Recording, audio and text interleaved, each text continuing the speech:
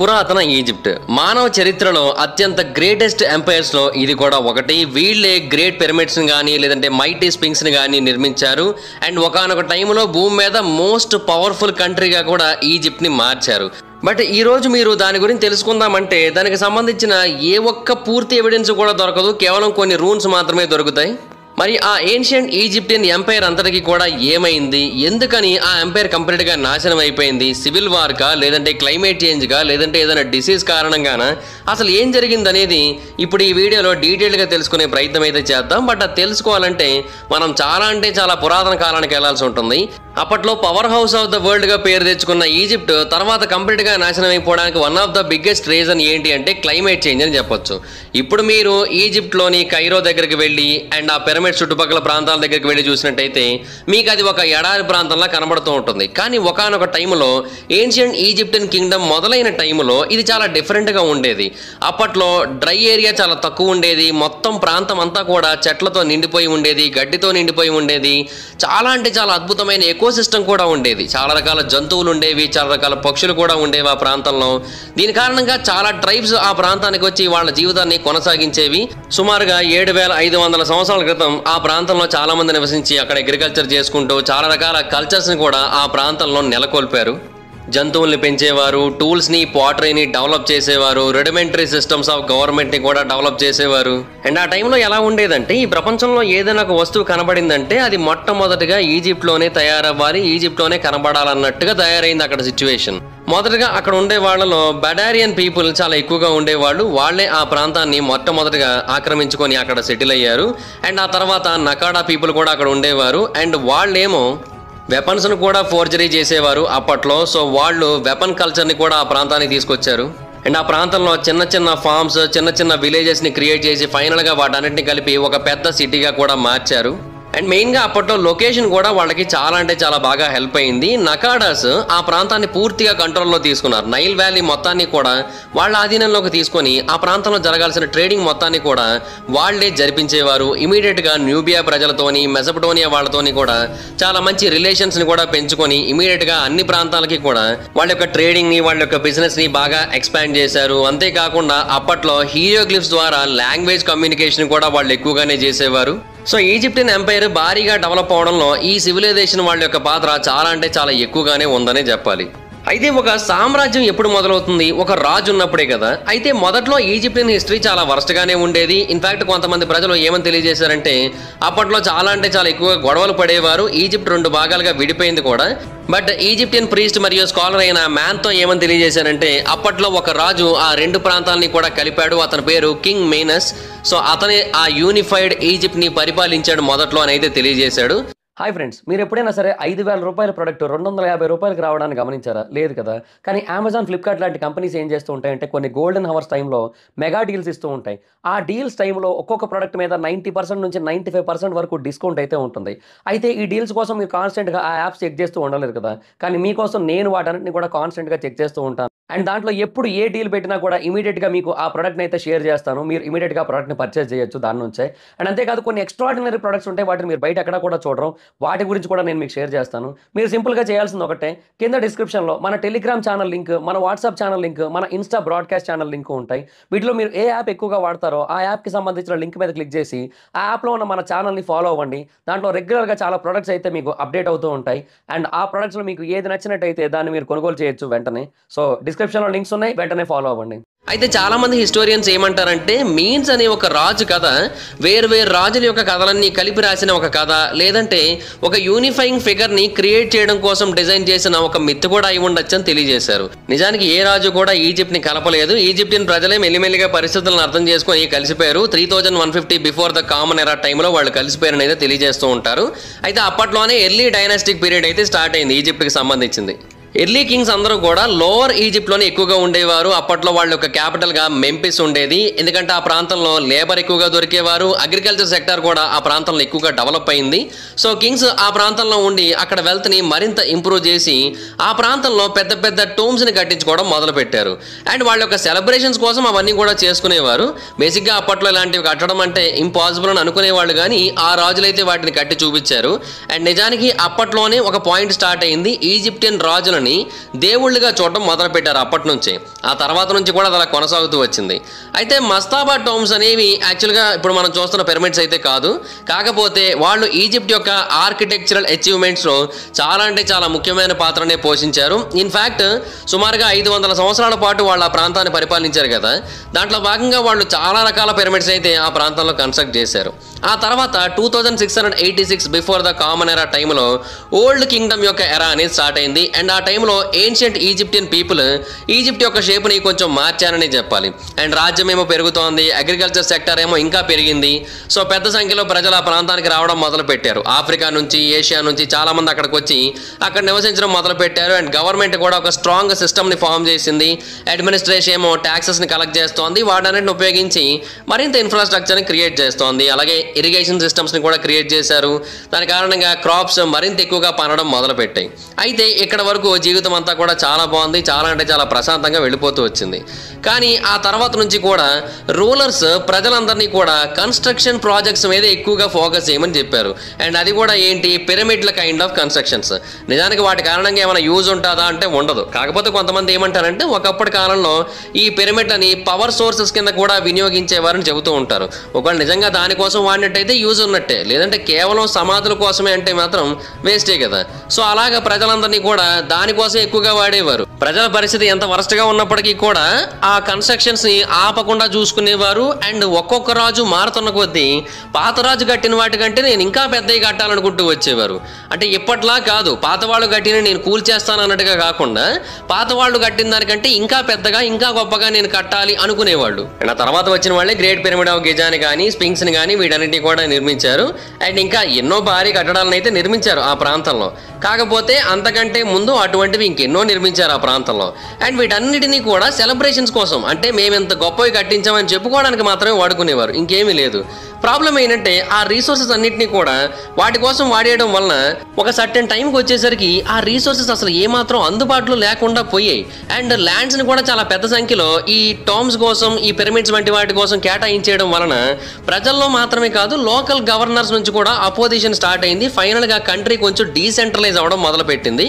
But economy స్టేబుల్గా ఉన్నంత వరకు కూడా రాజు అధికారంలో ఉంటాడు, అందులో ఎటువంటి ప్రాబ్లం లేదు.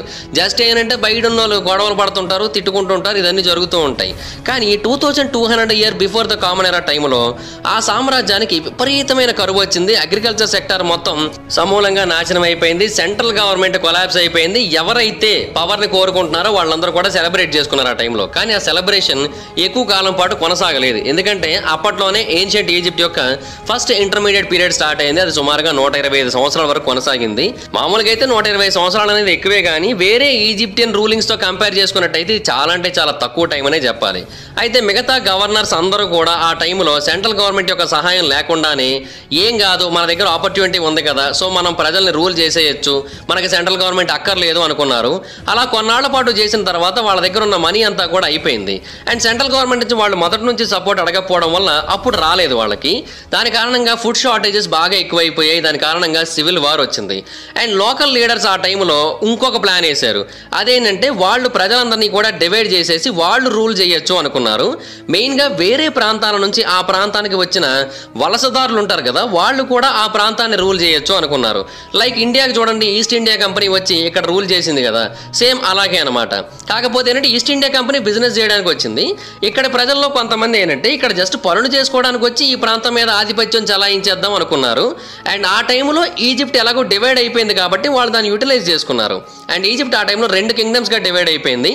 కింగ్డమ్ ఆఫ్ థీబ్స్ ఏమో సౌత్ సైడ్ ఉండేది, కింగ్డమ్ ఆఫ్ హెరాక్లియోపోలిస్ వాళ్ళు నార్త్ భాగంలో ఉండేవాళ్ళు. థీబ్స్ వాళ్ళ యొక్క ఫోర్సెస్ చాలా పెద్దగా ఉండేవి. అండ్ వాళ్ళు ఎప్పటికప్పుడు స్ట్రాంగ్ అవుతూ వచ్చారు కూడా మెల్లిమెల్లిగా.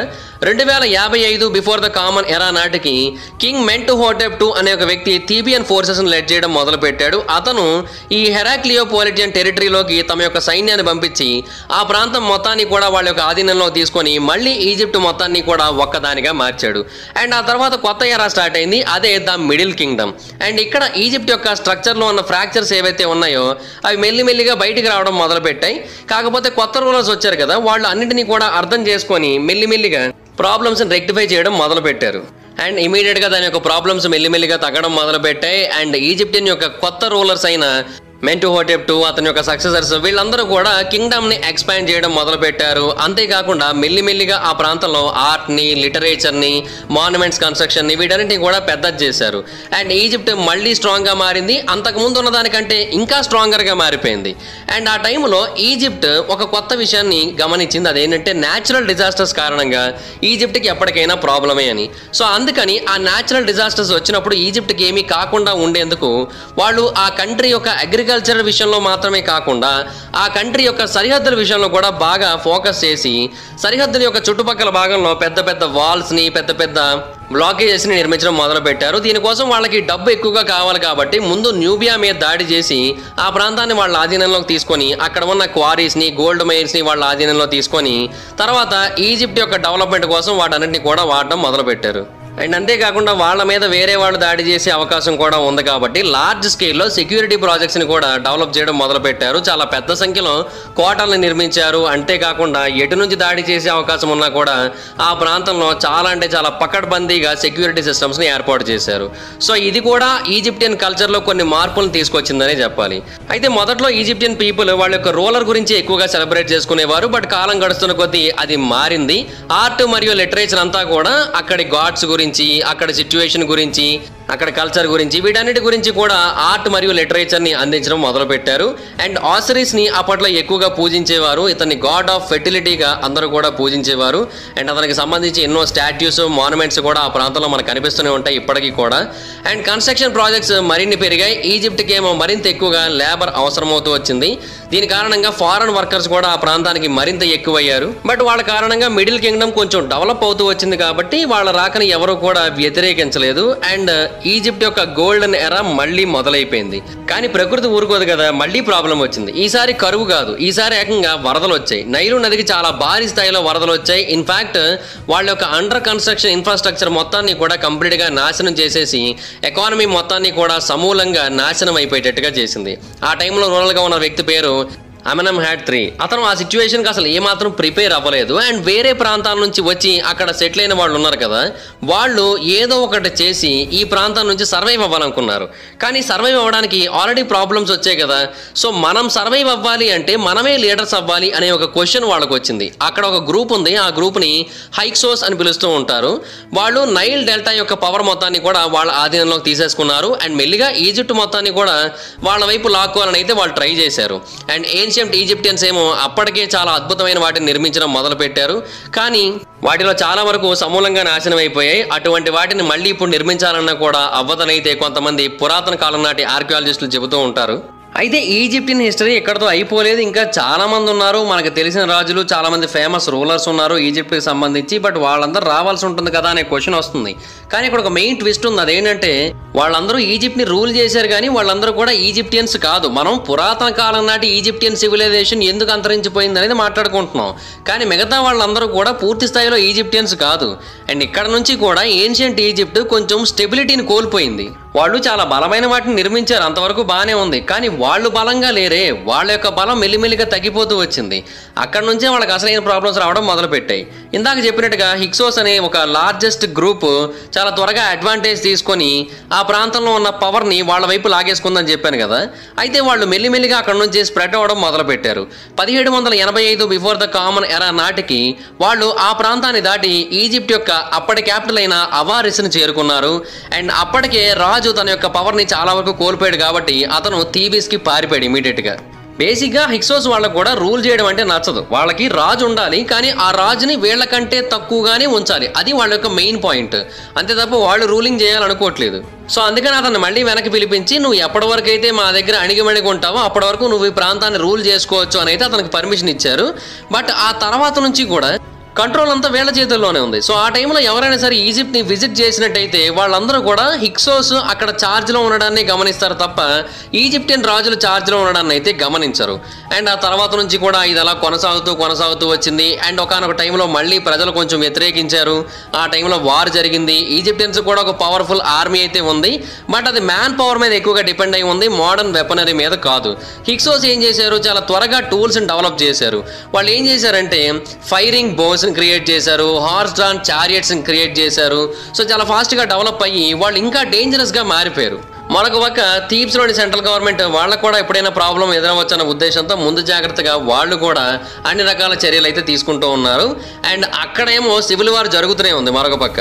అది సుమారుగా 30 ఏళ్ల పాటు కొనసాగింది. అదే టైంలో న్యూబియన్ ఎంపైర్ వాళ్ళు కూడా వాళ్ళ యొక్క సౌత్ వైపుకు వెళ్ళి థీబ్స్ మొత్తాన్ని కూడా ఆక్యుపై చేయడానికి అయితే ట్రై చేశారు. అండ్ అఫ్ కోర్స్ ఆ యుద్ధం వాళ్ళు అనుకున్నట్టుగా కాకుండా ఇంకో రకంగా జరిగింది. థీబ్స్ ఏమో న్యూబియా వాళ్ళని ఓడించేశారు, కానీ అదే థీబ్స్ మళ్ళీ హిక్సోస్ చేతుల్లో ఓడిపోయారు. సో దాని కారణంగా మళ్ళీ ఆ ఎంపైర్ మొత్తం చీలిపోయింది. సో మళ్ళీ పాత సిస్టమ్సే స్టార్ట్ అయ్యాయి, మళ్ళీ మొదటి నుంచి స్టార్ట్ చేసుకోవాల్సి వచ్చింది. అయితే ఆ టైంలో థీబియన్ ఫోర్సెస్కి ఒక రాజు ఉన్నాడు, అతని పేరు ఆమోస్ I. అతను ఈజిప్టియన్ మిలిటరీ మొత్తాన్ని కూడా మళ్ళీ రీబిల్డ్ చేయడం మొదలుపెట్టాడు. దాన్నే ఫస్ట్ ప్రియారిటీగా తీసుకొని అతను వర్క్ చేయించడం మొదలుపెట్టాడు.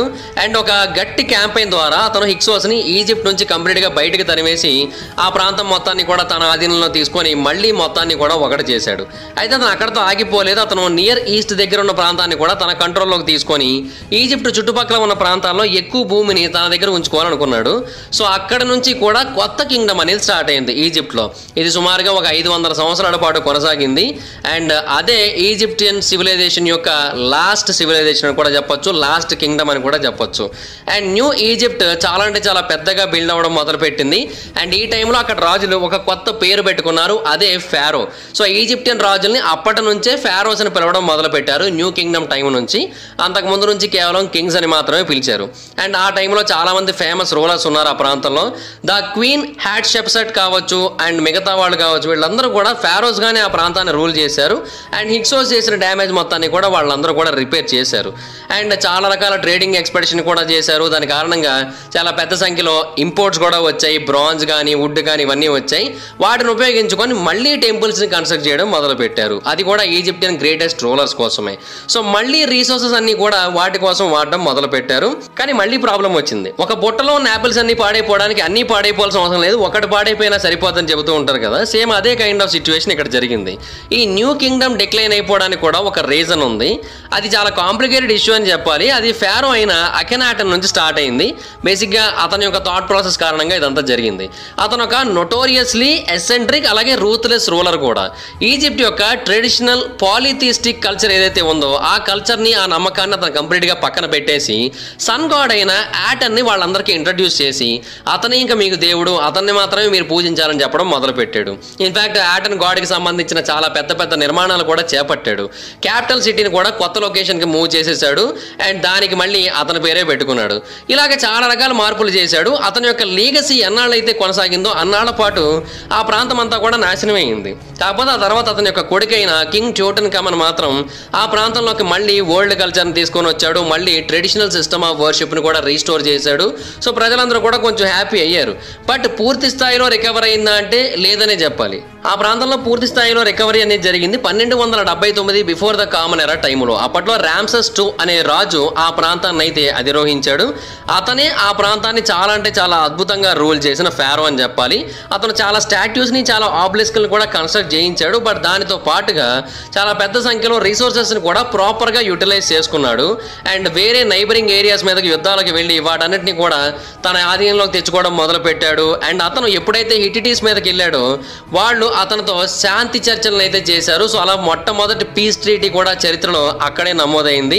అండ్ ఎవరైతే రామ్సెస్ II యొక్క ఆధ్వర్యంలో ఈజిప్ట్లో బ్రతుకుతున్నారో వాళ్ళందరూ చాలా హ్యాపీగా బ్రతుకుతున్నారు. అందుకనే అతనికి సంబంధించి ఎన్నో స్టాట్యూస్ కూడా కనబడుతూ ఉంటాయి. ఇప్పుడు ఈజిప్ట్ కొంచెం బెటర్ పొజిషన్లో ఉంది అంటే దానికి అతను కూడా ఒక కారణం. అయితే అప్పట్లో కొన్ని ప్రాబ్లమ్స్ ఎదురయ్యాయి. ఎవరైతే ఆ ఈజిప్టియన్ కింగ్డమ్లో ఒక భాగం తనకు కావాలనుకుంటారో వాళ్ళందరూ కూడా ఈజిప్ట్ మీద దాడి చేయడం మొదలుపెట్టాయి. బేసిక్గా లిబియన్ బెర్బర్స్ ఈ ప్రాంతాన్ని ఎప్పటి నుంచో గమనిస్తున్నారు. వాళ్ళు చాలా అంటే చాలా పూర్ కంట్రీ. కాకపోతే ఈజిప్ట్లో ఉన్న నిధులన్నింటినీ కూడా వాళ్ళ వైపు మళ్లించుకున్నట్టయితే వాళ్ళు రిచ్గా మారుతారు కదా అని అయితే వాళ్ళు అనుకున్నారు. సో అందుకని వాళ్ళు ఏం చేశారు, అసిరియన్ ఎంపైర్ వాళ్ళతో డీల్ మాట్లాడుకున్నారు. సో ఈజిప్ట్ యొక్క టెరిటరీ మొత్తాన్ని ఆక్యుపై చేయడానికి వీళ్ళిద్దరూ కలిసి ప్లాన్స్ అయితే వేయడం మొదలుపెట్టారు. అండ్ మరొక వైపు ఏజియన్ సీ దగ్గర కొంతమంది పైరేట్స్ ఈజిప్ట్ యొక్క నిధుల గురించి తెలుసుకొని దాన్ని దోచుకోవడానికి అయితే బయలుదేరారు. సో ఈజిప్టియన్ ఆర్మీ ఎంతమందిని ఎదుర్కొంటుంది ఆ టైంలో? ఒక పక్కేమో 2 సామ్రాజ్యాలు, మరొక పక్కేమో పైరేట్స్ వీళ్ళందరూ కూడా ఏకకాలంలో దాడి చేయడానికి వస్తున్నారు. సో చాలా కష్టం అయిపోయింది వాళ్ళ సిచ్యువేషన్. ఈ సిచ్యువేషన్కి తగ్గట్టుగా లోకల్ గవర్నర్స్ ఇంకా వరస్ట్గా బిహేవ్ చేయడం మొదలుపెట్టారు. అంటే ఈ లోకల్ గవర్నర్స్ అనే కాన్సెప్ట్ ఎప్పటి నుంచో ఉన్నప్పటికీ కూడా వీళ్ళు కంటిన్యూ చేస్తూ వచ్చినప్పటికీ కూడా కొన్నిసార్లు మంచోళ్ళు ఉన్నారు, అప్పుడు ఏ ప్రాబ్లం లేదు. కానీ ఈ సిచ్యువేషన్ అవకాశంగా తీసుకొని ఈ లోకల్ గవర్నర్స్ కూడా వాళ్ళ ఆధీనంలో ఉన్న ల్యాండ్ ఏదైతే ఉందో దాని అంతటినీ కూడా వాళ్ళ రూలింగ్లోకి తెచ్చుకోవాలని ట్రై చేశారు. మరోపక్క యుద్ధాల కారణంగా ఈజిప్ట్ చాలా మటుకు ల్యాండ్ అయితే కోల్పోయింది. 1069 బిఫోర్ ద కామన్ ఎరా నాటికి థర్డ్ ఇంటర్మీడియట్ కింగ్డమ్ అయితే స్టార్ట్ అయింది. అప్పటి పీరియడ్ టైం నాటికి ఈజిప్షియన్ ఎంపైర్ చాలా వరకు పడిపోయింది, బయట లోపల రెండు వైపులా కూడా పడిపోయింది.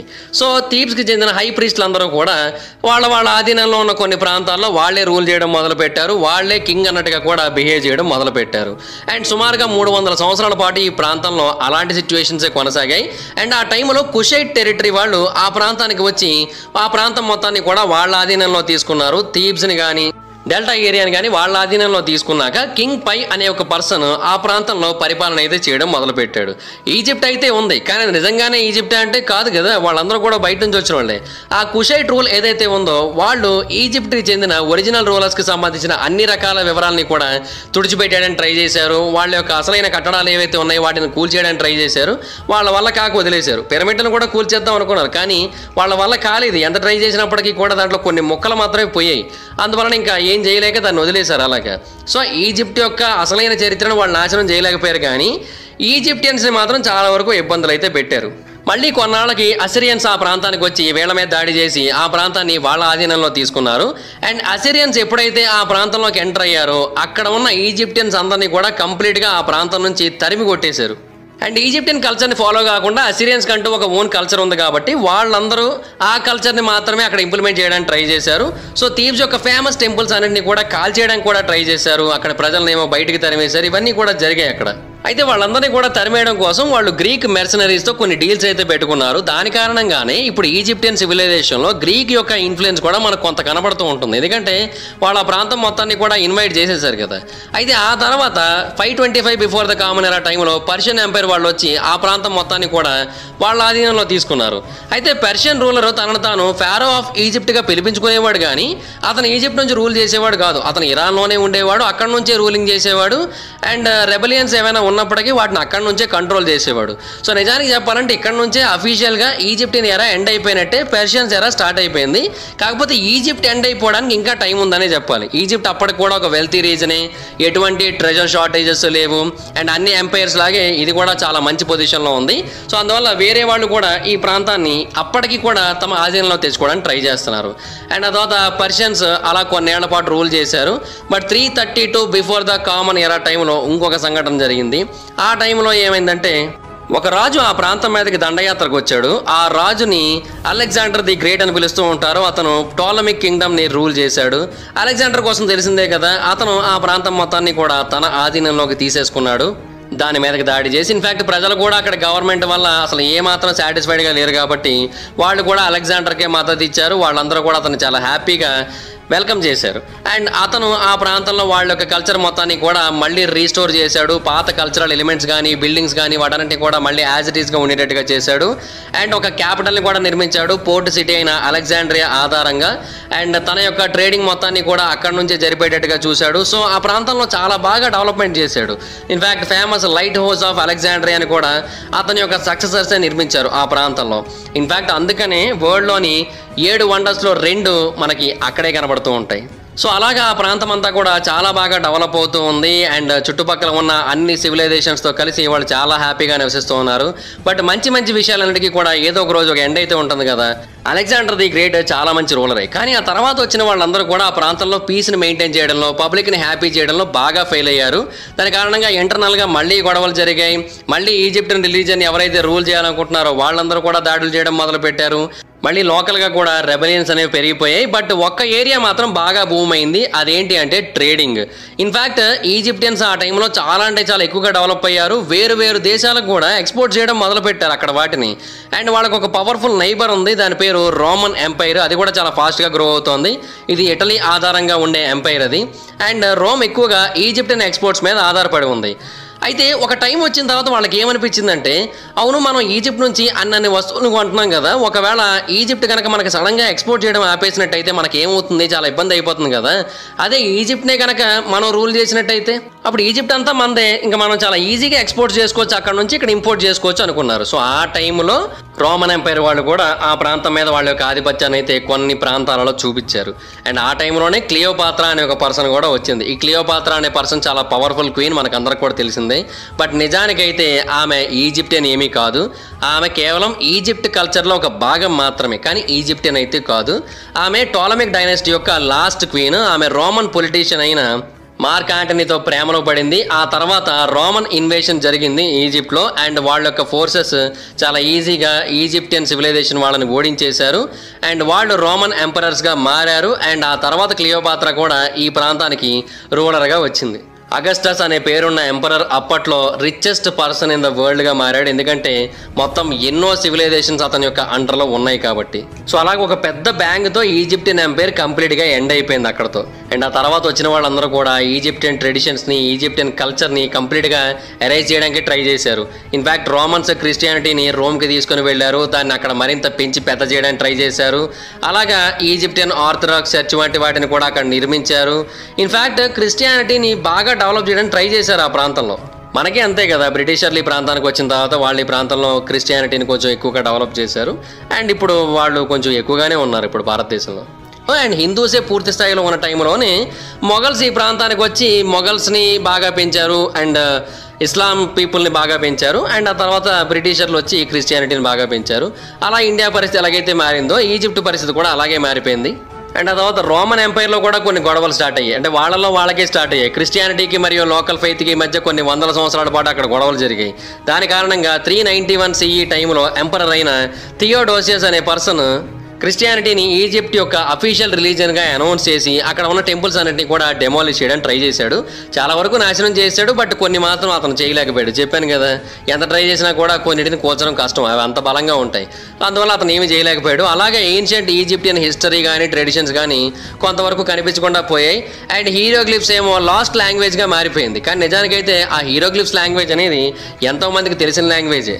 అయితే మళ్ళీ 4th సెంచరీకి వచ్చే టైంకి రోమన్ ఎంపైర్ కూడా మెల్లిమెల్లిగా డిక్లైన్ అవ్వడం మొదలుపెట్టింది. అండ్ ఈజిప్ట్ ఏమో మెల్లిమెల్లిగా కాన్స్టాంటినోపుల్లో ఉన్న ఈస్టర్న్ ఎంపైర్ వైపు మొగ్గు చూపడం మొదలుపెట్టింది. అండ్ అలాగా మెల్లిమెల్లిగా ఈజిప్ట్ యొక్క కల్చర్ మారిపోతూ వచ్చింది. 600 సంవత్సరాల టైంలో బైజాంటిన్ ఎంపైర్ వాళ్ళు ఈ ప్రాంతాన్ని మళ్ళీ వాళ్ళ యొక్క ఆధీనంలో తీసుకున్నారు. 639 ఇయర్ టైంలో ముస్లిం అయిన రషీదున్ అనే ఒక వ్యక్తి యొక్క ఆర్మీ ఈ ప్రాంతాన్ని ఇన్వైట్ చేసి బైజాంటిన్ ఆర్మీని బయటికి తోసేసింది. అండ్ వాళ్ళేమో ఈ ప్రాంతంలో మళ్ళీ ముస్లిం కల్చర్ని, ముస్లిం అరబ్ రూలింగ్ని ఇంట్రడ్యూస్ చేశారు. అండ్ అదే ఇప్పటివరకు కొనసాగుతూ వస్తుంది ప్రస్తుతానికైతే ఈజిప్టియన్ సిచ్యువేషన్స్లో. సో ఏదైతే మీకు ఈజిప్టియన్ సివిలైజేషన్ కింద, ఈజిప్టియన్ ఎంపైర్ కింద, ఈజిప్టియన్ కల్చర్ కింద మీకు ఇప్పుడు అక్కడ ఈజిప్ట్లో కనబడుతోందో, దానికంటే ముందు 20 సామ్రాజ్యాలు ఉన్నాయి. ఆ 20 సామ్రాజ్యాల యొక్క హిస్టరీ మొత్తాన్ని కూడా ఎరైజ్ చేసేసారు. అది సిచ్యువేషన్. బట్ నిజంగానే ఈజిప్ట్ ఫెయిల్ అయిందా అంటే దాన్ని అంత క్లియర్గా చెప్పలేం, కానీ ఒక పర్టికులర్ టైంలో మాత్రం డెఫినెట్గా ఈజిప్ట్ ఫెయిల్ అయింది. బట్ ఒక పర్టికులర్ టైంలో ఈ ప్రపంచం మొత్తం కంటే అదే స్ట్రాంగెస్ట్, రిచెస్ట్ ఎంపైర్గా మారిపోయింది. సో ఈజిప్ట్ అనేది కేవలం కల్చర్ కారణంగానో, క్లైమేట్ కారణంగానో, రూలర్స్ కారణంగానో నాశనం అవ్వలేదు. అక్కడ సిచ్యువేషన్స్, అక్కడ పరిస్థితులు, వీటన్నిటి కారణంగా నాశనమైంది. అక్కడ సామ్రాజ్యాలు ఒకసారి పడలేదు, పడుతూనే ఉన్నాయి. ఒక్కోసారి ఇన్వేషన్ కారణంగా పడ్డాయి, ఒక్కోసారి న్యాచురల్ డిజాస్టర్స్ కారణంగా పడ్డాయి. ఇలా చాలా కారణాలతో అక్కడ రాజ్యాలన్నీ కూడా కూలిపోయాయి. బట్ మళ్ళీ చాలా త్వరగానే బిల్డ్ చేసుకున్నారు మళ్ళీ. అది చాలా గొప్ప విషయం. బట్ అయినప్పటికీ కూడా వాటి యొక్క హిస్టరీ అయితే ఇప్పుడు మన ముందు కనబడదు. రీసెంట్గా ఉన్న ఏదైతే కింగ్డమ్ ఉందో దాని యొక్క హిస్టరీ మాత్రమే మనకి ఎక్కువగా కనబడుతూ ఉంటుంది. బట్ ఏది ఏమైనప్పటికీ కూడా ఎప్పటికప్పుడు తవ్వకాలు జరుపుతూ ఉంటే ఆ హిస్టరీకి సంబంధించిన ఎన్నో ఆధారాలు బయటపడుతూ ఉంటాయి. అవన్నీ కూడా మళ్ళీ ఈజిప్ట్ యొక్క గొప్పతనాన్ని, ఈజిప్ట్ యొక్క పాత కల్చర్స్ని, పాత కింగ్డమ్స్ని మనకి ఎప్పటికప్పుడు తెలియజేస్తూ ఉంటాయి. సో డెఫినెట్గా ఈజిప్ట్ యొక్క పూర్తి హిస్టరీ తెలుసుకోవాలంటే మనం ఇంకొక 1000 నుంచి 2000 సంవత్సరాల వరకు తవ్వినా కూడా సరిపోదేమో అని అయితే కొంతమంది శాస్త్రవేత్తలు అభిప్రాయపడుతూ ఉంటారు. ఎందుకంటే అంత హిస్టరీని అయితే కంప్లీట్గా సమాధి చేశారు. అండ్ ప్రకృతి కూడా కొన్నిసార్లు సమాధి చేసింది. అక్కడ డెజర్టే ఫామ్ అయిపోయింది ఏకంగా. ఒకప్పుడు పచ్చగా ఉండే ప్రాంతం. సో మరి చూసుకోండి, డెజర్ట్ ఫామ్ అయ్యే స్థాయిలో న్యాచురల్ డిజాస్టర్ వచ్చిందంటే ఆ ప్రాంతంలో. అండ్ ప్రస్తుత ఈజిప్ట్ విషయానికి వచ్చినట్టయితే 1922 వరకు అది బ్రిటిష్ ఎంపైర్ కింద ఉండేది. దానికంటే ముందు ఆటోమన్స్ చేతిలో ఉండేది. బట్ ఆ తర్వాత నుంచి కూడా దానికి ఇండిపెండెన్స్ అయితే వచ్చేసింది. ప్రస్తుతానికైతే అరబ్ ముస్లిమ్స్ పాపులేషన్ అక్కడ ఎక్కువగా కనబడుతూ ఉంటుంది. అండ్ ఎప్పటికప్పుడు పోస్ట్ రోమ్ ఎరాకి సంబంధించిన డీటెయిల్స్ కానీ లేదంటే అంతకు ముందుకు సంబంధించిన ఇన్ఫర్మేషన్స్ కానీ బయటపడుతూ ఉంటాయి. అండ్ దానికి సంబంధించిన లిటరేచర్ కానీ ఆర్ట్ వర్క్ కానీ ఇవన్నీ కూడా మనకు కనబడుతూ ఉంటాయి. సో మొత్తానికి ఈజిప్ట్ అనేది ఎన్నో యుద్ధాలు, ఎంతోమంది రాజులు, ఎంతోమంది సోషలిస్ట్ లీడర్స్ వీళ్ళందరినీ కూడా చూసి ఫైనల్గా ఒక మిలిటరీ డిక్టేటర్ యొక్క ఆధ్వర్యంలో నడుస్తోంది. బట్ చాలా అంటే చాలా స్టేబుల్గా నడుస్తోంది. చాలా కంట్రీస్తో డిప్లొమాటిక్ రిలేషన్స్ని మెయింటైన్ చేస్తోంది. ఇది చాలా మంచి విషయం అని చెప్పాలి. ఇన్ఫ్యాక్ట్ ఆఫ్రికాలోని టాప్ ఎంపైర్ పొజిషన్లో కూడా ఉంది. చాలా టూరిస్ట్ స్పాట్స్ కూడా ఉన్నాయి. ప్రపంచవ్యాప్తంగా ఎంతోమంది వాటిని చూడడానికి ఎక్కడెక్కడి నుంచో వస్తుంటారు. ప్రతి ఏడాది మిలియన్స్ ఆఫ్ పీపుల్ వాటిని విజిట్ చేస్తూ ఉంటారు. ఆ పిరమిడ్స్ని కానీ ఆ స్పింక్స్ని కానీ వీటిని చూడడానికి. అప్పటి కాలం నాటి మమ్మీస్ కూడా ఇప్పటికీ కొన్ని చోట్ల సేవ్ చేయబడ్డాయి. సాక్రోఫాగస్లు ఉన్నాయి. వీటన్నింటినీ కూడా చూడడానికి ఎంతోమంది వస్తూ ఉంటారు. సో ఏ ఎంపైర్ కూడా చివరిదాకా ఉండదు. అలాగే ఈజిప్టియన్ ఎంపైర్ కూడా లేదు. బట్ ప్రస్తుతానికైతే మాత్రం ఈజిప్ట్ పరిస్థితి బాగానే ఉంది. అదైతే వాళ్ళు కొంచెం హ్యాపీగా ఫీల్ అయ్యే విషయం అనే చెప్పాలి. So that's it guys, this is the total history of ancient Egyptians existence. అంతేకాకుండా ఎక్స్టింక్షన్ కూడా, అంటే వాళ్ళు ఉండడం, వాళ్ళు అంతరించిపోవడం, రెండింటి గురించి కూడా ఈ వీడియోలో పూర్తి ఇన్ఫర్మేషన్ అయితే ఇచ్చారని అనుకుంటున్నాను. ఈ వీడియో కనుక మీకు నచ్చినట్టయితే లైక్ చేయండి, వీడియో షేర్ చేయండి. ఇప్పుడు కారణం మన ఛానల్ సబ్స్క్రైబ్ చేసుకోకపోతే ఇప్పుడే సబ్స్క్రైబ్ చేసుకోండి. పక్కన ఉన్న బెల్ ఐకాన్ ఆల్లో పెట్టుకోండి. నా ఫర్దర్ వీడియోస్ మిస్ అవ్వకుండా చూడొచ్చు. చాలా మంది చూస్తాగా సబ్స్క్రైబ్ చేసుకోవట్లేదు. So please try to subscribe. Thank you so much guys. Bye bye. Meet you next video. Bye bye. Hi friends, మీరు ఎప్పుడైనా సరే 5,000 రూపాయల ప్రొడక్ట్ 250 రూపాయలకి రావడానికి గమనించారా? లేదు కదా. కానీ అమెజాన్, ఫ్లిప్కార్ట్ లాంటి కంపెనీస్ ఏం చేస్తూ ఉంటాయంటే కొన్ని గోల్డెన్ హవర్స్ టైంలో మెగా డీల్స్ ఇస్తూ ఉంటాయి. ఆ డీల్స్ టైంలో ఒక్కొక్క ప్రొడక్ట్ మీద 90% నుంచి 95% వరకు డిస్కౌంట్ అయితే ఉంటుంది. అయితే ఈ డీల్స్ కోసం మీరు కాన్స్టెంట్గా ఆ యాప్స్ చెక్ చేస్తూ ఉండలేదు కదా. కానీ మీకోసం నేను వాటన్నిటిని కూడా కాన్స్టెంట్గా చెక్ చేస్తూ ఉంటాను. అండ్ దాంట్లో ఎప్పుడు ఏ డీల్ పెట్టినా కూడా ఇమీడియట్గా మీకు ఆ ప్రొడక్ట్ని అయితే షేర్ చేస్తాను. మీరు ఇమీడియట్గా ప్రొడక్ట్ని పర్చేస్ చేయొచ్చు దాని నుంచే. అండ్ అంతేకాదు కొన్ని ఎక్స్ట్రాడినరీ ప్రొడక్ట్స్ ఉంటాయి, వాటిని మీరు బయట ఎక్కడ కూడా చూడరు. వాటి గురించి కూడా నేను మీకు షేర్ చేస్తాను. మీరు సింపుల్గా చేయాల్సింది ఒకటే, కింద డిస్క్రిప్షన్లో మన టెలిగ్రామ్ ఛానల్ లింక్, మన వాట్సాప్ ఛానల్ లింక్, మన ఇన్స్టా బ్రాడ్కాస్ట్ ఛానల్ లింక్ ఉంటాయి. వీటిలో మీరు ఏ యాప్ ఎక్కువగా వాడతారో ఆ యాప్కి సంబంధించిన లింక్ మీద క్లిక్ చేసి ఆ యాప్లో ఉన్న మన ఛానల్ని ఫాలో అవ్వండి. దాంట్లో రెగ్యులర్గా చాలా ప్రొడక్ట్స్ అయితే మీకు అప్డేట్ అవుతూ ఉంటాయి. అండ్ ఆ ప్రొడక్ట్స్లో మీకు ఏది నచ్చినట్టయితే దాన్ని మీరు కొనుగోలు చేయొచ్చు వెంటనే. సో డిస్క్రిప్షన్లో లింక్స్ ఉన్నాయి, వెంటనే ఫాలో అవ్వండి.